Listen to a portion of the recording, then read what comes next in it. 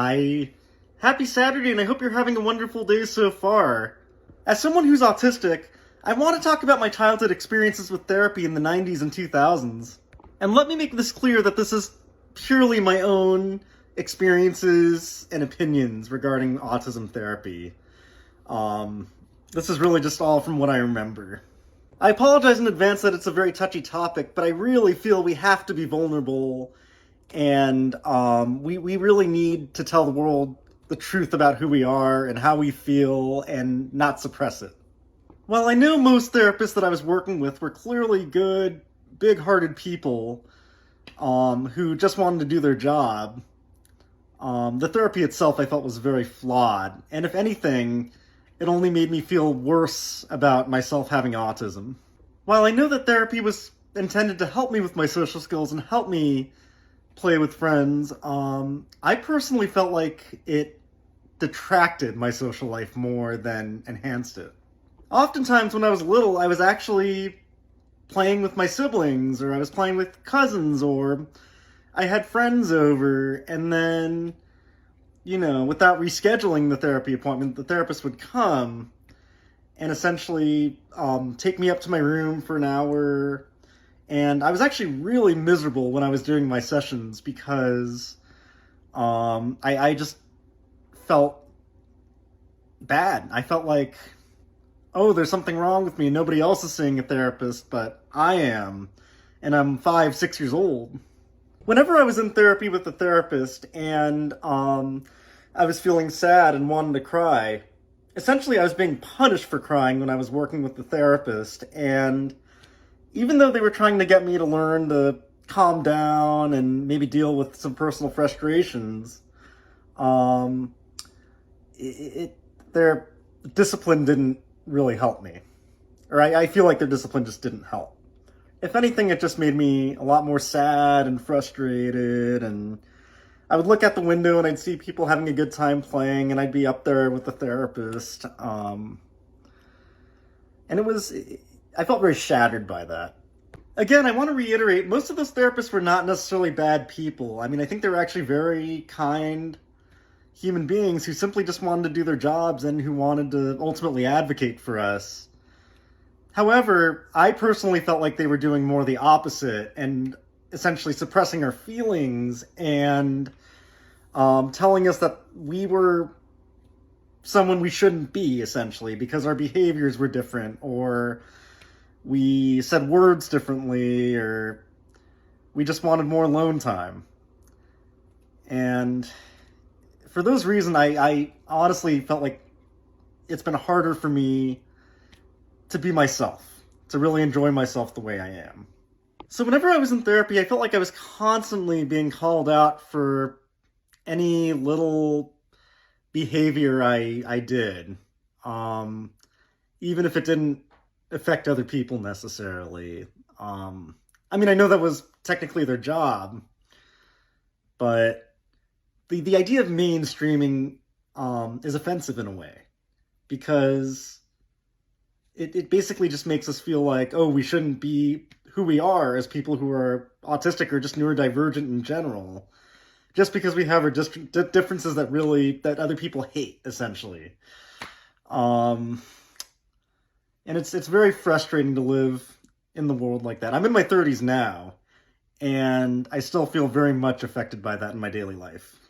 To be fair, therapy did help me with some social skills that were valuable, but yet it also made me feel very self-conscious about them at the same time, and made me more anxious in those situations because I was doing something off, or I was saying something off, or whatever. And basically, the idea of this video is to promote autism acceptance. And hopefully we can destigmatize autism more.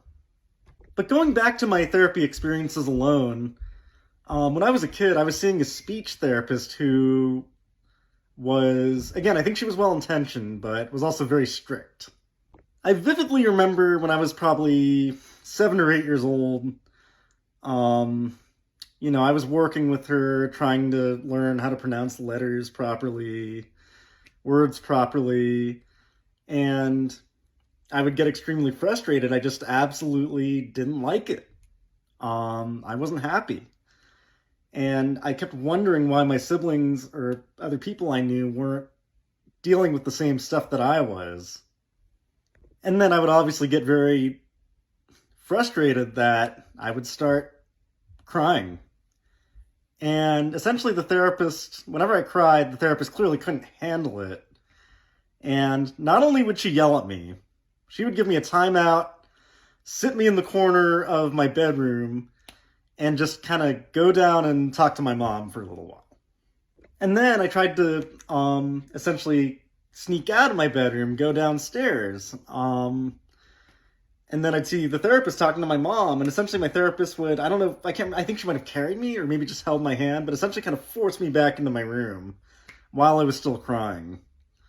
And basically, the rule with therapists was that if I kept crying, I wouldn't be able to be done until later, because I would have to be in my room until I stopped crying. And I'll admit that I have a lot of trouble expressing myself emotionally, partly because I felt like therapy was suppressing my emotions more than anything else. Again, I don't think they were necessarily trying to, but it really felt like I just couldn't express myself without worrying about, oh, if people are going to be upset with me because I'm so sad about something. So kudos out there for all the people saying, you know, you need to express your feelings and you need to turn into your feelings or turn towards your feelings so you can cope with it better. And truly and honestly, I feel like when I was crying, I was actually expressing myself emotionally in a very healthy way. And I can understand how that would frustrate the therapist I was working with. But to essentially keep punishing me for that I felt was wrong. It was very wrong, in fact. But of course, this was, 20, 25 years ago when I was a kid. I believe and I hope that therapy has improved for people with autism over the years. It's clearly still not perfect, and I know people still say that ABA and other autism therapies are extremely flawed. But I really think it's also society's job to learn to accept us for who we are, even if we may be different. Like, there are healthy ways to cope with things, and there are very unhealthy ways to cope with things.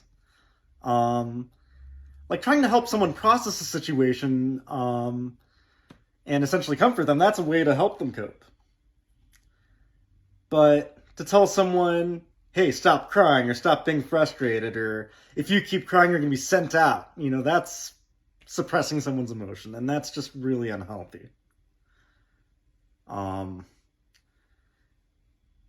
And unfortunately, I think this is partly why I feel like we as human beings can have trouble expressing our emotions. I know that's a thing with men. They say, like, there's a stigma that men essentially shouldn't express their emotions.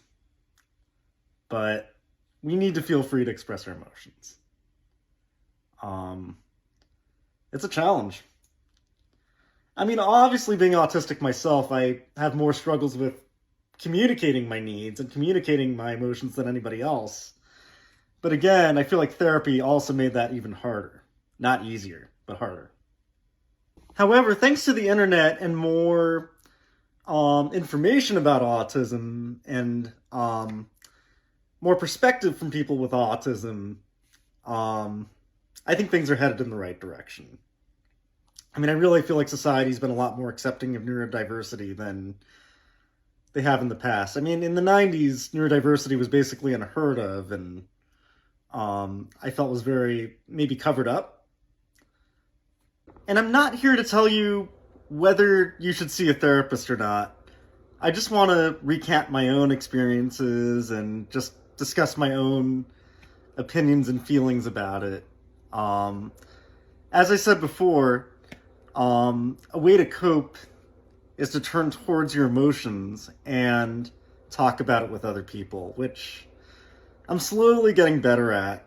And I've been doing this mental health program for a little bit, which I really like a lot. And it's basically been teaching me, like, don't escape your emotions, don't suppress them, turn towards them, and that's how you cope with them. So that's my main goal here. But I also hope that the world will learn a little more about us, and our perspectives and how we feel about our childhoods, for those of us who are neurodivergent. So thank you so much for watching, and I hope you have a wonderful Saturday night. Thank you all for watching! If you like this video, would you mind doing me a couple of favors? Click the like button, leave a comment below the video, click that subscribe button, and click the bell icon. You are all so wonderful, and have a magical rest of your day. Bye.